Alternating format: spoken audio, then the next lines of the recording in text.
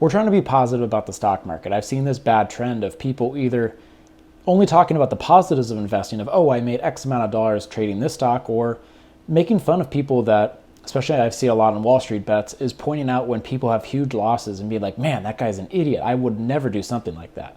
I make videos talking about how I invest in the stock market, and I want to be this perfect investor and show, oh, I'm beating the stock market doing X, Y, and Z.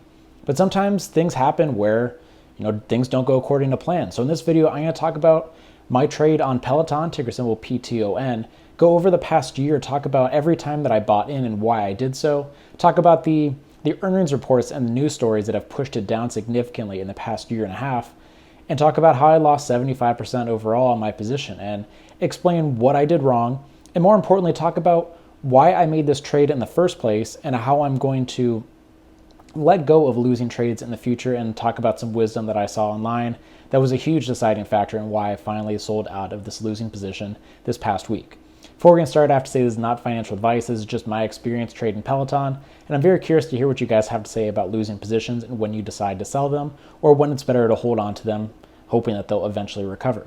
Also, if you've been enjoying these videos, I'd really appreciate it if you hit the like and subscribe button. I'm trying to get my channel up to 10,000 subscribers, and hitting the like and subscribe button is a great way to help me out in doing so. So, Peloton was the stay-at-home stock that everyone was talking about in 2020.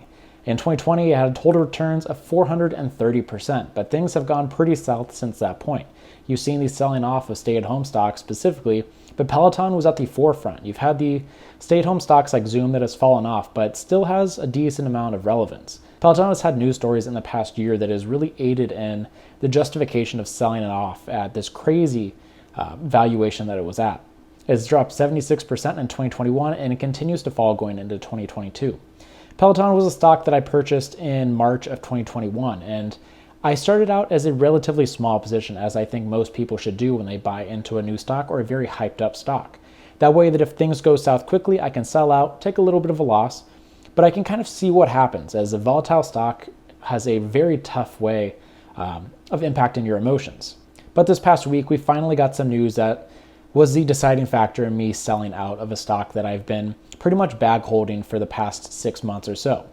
So as I mentioned, we're going to talk about three main concepts in this video. The first, and I think one that's kind of not talked about enough in losing positions, is why I bought into Peloton in the first place. You can talk about the hype, but I saw some main parts of their business that I really liked, and was the driving force for why I not only bought in March, but continued to add in 2021, and as things have changed in the past year, is the deciding factor of why I sold out. We're talking about the last year of earnings reports, talk about the main stories that have pushed it up going into 2020, and then down significantly in 2021 into 2022. I'm going to show exactly when I bought in and why I sold. It's very easy to talk about only your winners when it comes to YouTube and putting it on social media, but I think it's really important to show that even someone like myself that's been investing for a decent amount of time makes mistakes, and kind of show some of the thought processes that got me into this tough position. So why did I buy Peloton in the first place? Peloton, when I bought in, was a very hyped up stock. It did incredibly well in 2020, and it is starting to fall off. I thought Peloton was in a great spot for a long-term investment. That's why I bought it in my retirement account. The reason I thought this was not only did they have the crazy high brand loyalty, but after you bought the very expensive bikes, there was a reoccurring subscription fee that you're going to have to be paying. I believe it was around $40 a month. So you get this boom of people buying these bikes in 2020, and even if the bike sales started to taper off going into 2021, I thought the recurring revenue would be enough to keep the stability of the gains that it saw in 2020, and would push them to higher gains going into the future. So in February of 2021, you have earnings that show solid sales, but just like the rest of the overall stock market, there was talks about problems with the supply chain. You have companies like the tech companies that aren't able to get the chips, and this was kind of expected. As a result, stock falls a decent amount. My first purchase was on March 8th of 2021 at a price of $107.90. At that point, $100 had been an important price range, and it has extra importance. $100 is one of these levels that no matter the stock, it's going to be respected. It's a very emotional level, that $100 mark. So seeing after the stock had fallen to that level and bounced back, I decided to buy in on March 8th. After the supply chain problems, they had announced that they bought a company called Precor for $420 million to help with the supply chain problem, and I thought this was going to be kind of the end of their problems with the supply chain. In April, news comes out about safety problems with their treadmill, and the stock falls below $100. At this point, I had a pretty small position, so I wasn't too worried about it. I ended up doubling my position during that month of April because I thought some of the concerns were overblown, and I thought the fundamentals of the company would be enough to push them back up in the future. At this point, I'm pretty much just waiting for the earnings report in May because with a company like Peloton where you don't really know what's going on behind the scenes, those are the numbers that I was really waiting for. So in May of 2021, we have amazing earnings. Sales are up 141%. They say they'll have a fix for their treadmills in the upcoming weeks and months. Demand for the bikes is still high. And the most impressive number was their churn rate, which is how quickly they lose existing customers, which was 0.31%, which was a 6-year low. So people are buying into these bikes and they're not leaving. The recurring revenue is the driving force for why I was buying in, and seeing a low churn rate makes me more excited. Stock jumps back up to the $100 level and I bought more shares. Then the stock slides further. We get to August 2021, price is sitting at $100 again, which I've mentioned as an important support. So we needed a good report coming from the stock or else things were going to fall significantly. We get a horrible report, you get wider than expected losses, weak guidance, and a price cut. The price cut on their bikes, I talked about in a video that I didn't think it was actually a bad thing. Obviously, Wall Street's going to see it and it's going to hurt the bottom line, but I think in the longevity, for someone that's buying the company mainly because of the subscription model, having the bikes be more accessible, which is what the company quoted as being a positive, I thought this was going to be a fine change, and while it was going to hurt in the short term, buying it in my retirement account, I was planning on holding this for a long time, so I wasn't really worried about the short-term problems. When you looked at it, they show their subscriptions were up 114% with total members up to 5.9 million. Then we get more into August. We get the recall of the Tread and the Tread Plus with full refunds. They talked about this would be a problem with some of their bottom line, in addition to the price cut. I was fine with it at this point. Then we get to November. Things were already in a pretty good state of free fall. We had a lot of volatility in the overall market, and Peloton and the stay-at-home stocks were the first ones to start selling off pretty significantly. We went into earnings at a pretty major support level and not much below that. When you have this problem of a stock skyrocketing in a short amount of time, you don't get enough time for support to be set up. So as you start coming back down, if you get to a significant support and nothing below that, there's nothing to really stop it as it falls because the price levels haven't been tested on the way up. So we really needed this report in November to go well. As you can probably expect, things did not go well, and it was pretty much a death sentence, and there was nowhere for the stock to fall to.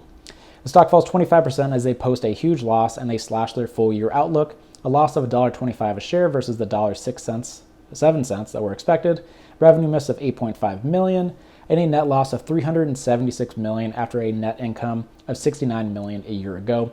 Stock falls through the support and continues to fall.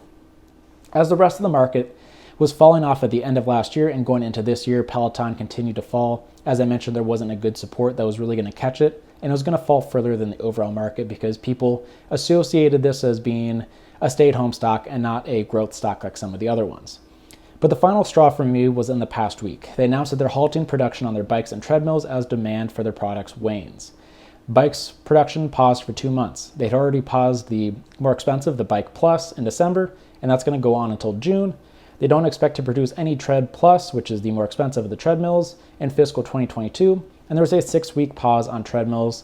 I finally sold out of my position this past week at a price of $25.82 after owning the stocks at an average price of $106.25. That is a total loss of 75.7%.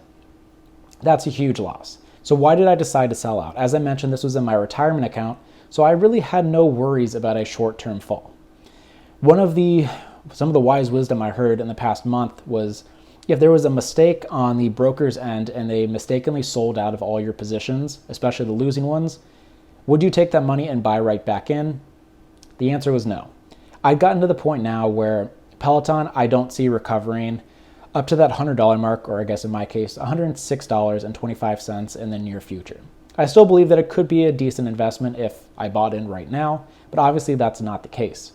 Peloton is going to have to go through some huge restructuring to cut costs, and that's why the production halts were so important for them, but it does not look good for the company.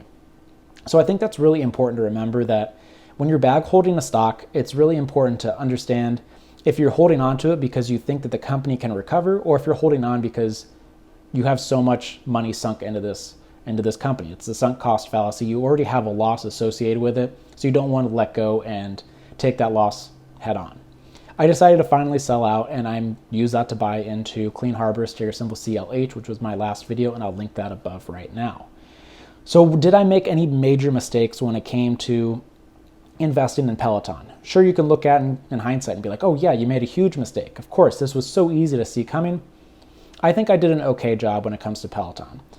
I didn't own enough shares where it's the largest hit to my portfolio and I'm never going to recover from it. It ended up being around 10% of my retirement account. So while I did have a 75% loss, a 75% loss on a 10% position isn't the end of the world. I'm going to continue to add to this account, obviously, because it's a retirement account.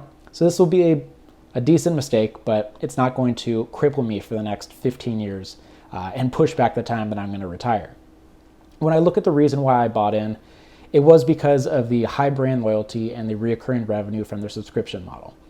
At this point, still pretty much intact, but just the chain reaction of so many negative stories in a row really weakens your resilience to seeing bad news. And I got to the point where my bull thesis for why I like Peloton, still intact, but it's hanging on by just a thread. And so Peloton could recover in the future. It just is the end of my time investing in Peloton for right now. We'll see if the company goes horizontal for a bit and we can get some support and resistance lines set up. Maybe I'll buy in the future, but this was the straw that broke the camel's back this past week with that news. And as of right now, I am out of Peloton, ticker symbol PTON. So let me know what is the deciding factor for when you decide to sell out of a losing position, or if you just kind of hold it and hope that it recovers into the future.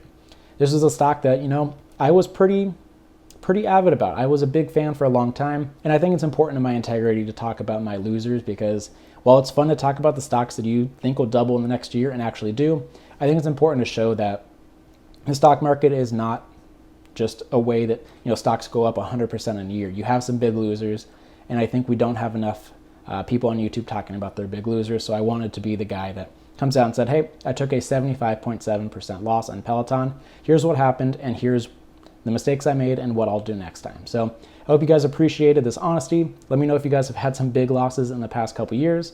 I appreciate all the support, and I will see you in the next video. Thanks for watching.